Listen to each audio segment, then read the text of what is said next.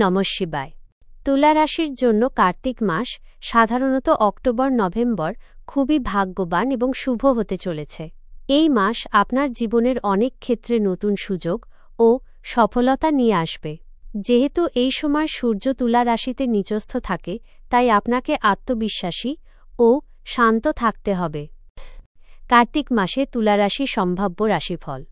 কর্মজীবন ও আর্থিক অবস্থা।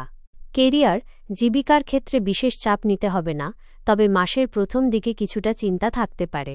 সপ্তাহের মাঝামাঝি চাকরি সংক্রান্ত কিছু ভালো খবর পেতে পারেন। কাজে সাফল্য পাবেন। আর্থিক লাভ, মাসটি আপনার জন্য অত্যন্ত শুভ। আয়ের বাড়তি উৎস বাড়বে এবং মাসের শেষে অনত্যাশিত আর্থিক লাভ হতে পারে। ব্যবসায় বিনিয়োগের জন্য এটি সেরা সময়। সম্পদ, পরিবারের তরফ থেকে ভালো আর্থিক সহায়তা পাবেন। যারা সম্পদ কেনা বেচা করেন তারা ভালো ফল পেতে পারেন। পরিবার ও সম্পর্ক। প্রেম ও দাম্পত্য, প্রেমের ক্ষেত্র খুব শুভ। আপনার প্রেমের সম্পর্ক আরও মজবুত হবে। অবিবাহিতদের বিবাহের যোগ রয়েছে।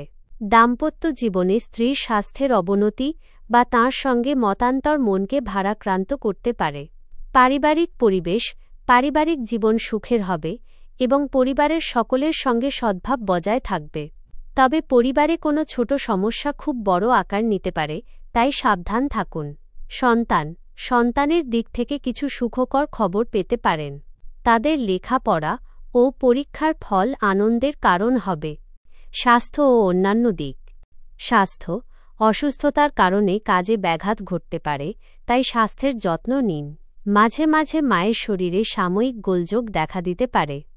আধ্যাত্ম রস্যই কারকতা, এই সময় আপনার মন ধর্মীয় কাজে বাড়বে এবং সদ্গুরু লাভ ও আধ্যাত্মিক উন্নতি লাভের যোগ রয়েছে।